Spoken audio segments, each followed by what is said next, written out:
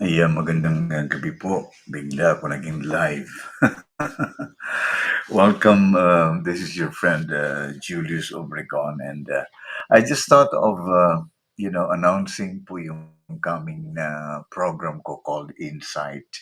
But before I do that, I just like to give you a glimpse of what that is all about. Kasi marami pong mga friends natin na nagtatanong kung ano ba yung Insight, because this time is the other side of me with is as a commentator, no? And I named this Insight because this was from the name of my mentor, Cesar Estrabilio in the Philippines, who trained me and who helped me understand to speak my mind.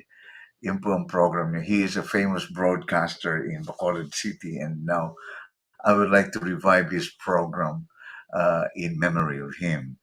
Insight, let me make this clear. Insight does not aim to denigrate uh, or damage any person. No? Contrary po sa mga ibang kuro-kuro na si Julius ay ito na. Because, I was known as a firebrand. It's not a good name, but a firebrand is somebody who speaks his mind with no holds barred. No? And that is exactly what you will be expecting sa program na ito. It's a no holds barred discussion about all things about life, culture, business ethics, the society, and of course spiritual motivations. I know that there is great responsibility in doing a commentary program, no? But let me tell you, I never wanted to use my platform to denigrate or damage any person or group. Ngayon, hindi pa nga po ako nagsisimula. There are already people who are trying to backlash me with my comments in Facebook, in my posts.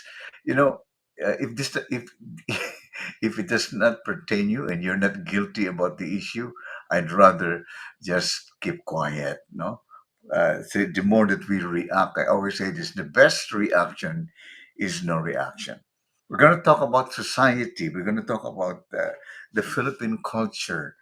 Ano yung mga kaugalian ng ating mga kababayan. Not in the Philippines only, but here in the United States. My aim here instead is to shed light po. I'm just here to shed light on the issues that are plaguing our society, and it has to be addressed. Kailangan po ma-address natin yan very well. So in my first episode, um, I decided to discuss issues that plague the Philippine culture in the United States, particularly. I will talk about discrimination and the stereotypes that Filipino faces here in America, that we face in America, such as being seen as only good workers and being overlooked at the same time in the entertainment industry. I will share my personal anecdotes as well from my own life and the lives of my friends and family members, hoping to humanize the experiences of Filipino Americans and encourage empathy and understanding. Um, Now, here's a very important point. I say strongly because I will really strongly and pointedly emphasize on the crab mentality behaviors of Filipinos as a people. Yung crab mentality. It's a common behavior among Filipinos. And it's something that we need to address and work on as a community. Kailangan po ayusin natin to kung paano natin mapupuksa itong crab mentality attitude natin na dinala pa natin dito sa Amerika. No? We need to learn how to celebrate and the successes of our friends and other people and support each other in achieving our common goals. Let's support each other. Hindi po yung siraan, no? Yung hilahan at siraan. No wonder hindi tayo umaasenso. Amen. And we need to encourage empathy, and understanding. Ito po ay last din, ano, ito po ay glimpse lang ng mapapakinggan niyo sa program kong to come. At first, I personally, I was hurt and I was also confused, no? I didn't understand why they could not be happy about me. You do something good and people are not still happy about you doing good. I'm sure you have experienced that. Gumagawa kang mabuti, but you're always misunderstood.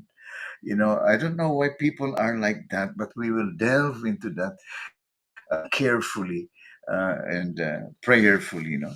But as I learned more about the concept of crab mentality, including gossip and slander, I realized that it wasn't about me personally. It's not about you personally.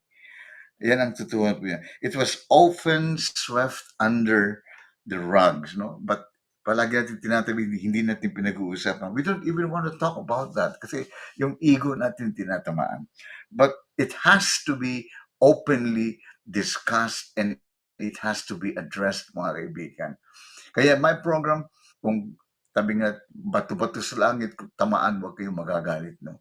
Kung magagalit po kayo, I think you better recheck your hearts because if you are reacting negatively when we talk about good things and how we could progress in our lives as a people, then there's something maybe wrong in your attitude.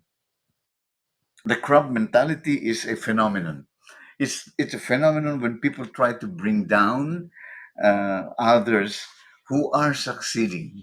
Hello, out of jealousy and envy. I talked about that in my program last week. It is a toxic behavior. No, it's a toxic behavior that's not only unique to us Filipinos, but it's also deeply ingrained in our culture. Deeply ingrained. Alam po natin yan. Ang problema po natin, ayaw tayo magpaturo. You know, ayaw nating magpaturo, kaya hindi tayo umaasenso. So, itong programa ko po, ituturo ko po kahit po nasasaktan kayo o hindi po magandang pakinggan sa tenga ninyo. But I will talk about it and I will address it pointedly so that we could uh, destroy this phenomena of that is very, very bad in our culture and not only in the Filipino culture, but to all cultures po. But the only baka po sabihin niyo, ka-Pilipinong tao si Julius, bakit mga Pilipino ang kanyang pinag hindi po 'yan. I'm talking to our culture because I am a Filipino at gusto ko pong ipahiwatig sa inyo ang ating mga dapat baguhin sa buhay natin. Kasama na po ako, 'no. So, I don't need to talk about other cultures because I'm not I'm not part of them. Now, okay, we live in a world where we have a crossbreed of different cultures, but I just like to emphasize po kung paano natin po mababago itong ating ugali. Ang ugali ng mga Pilipino dito sa Amerika na siraan dito at chismis dito, pagwawasak ng reputasyon, denigrating each other, we have no time for that, my dear friends. No? Yeah.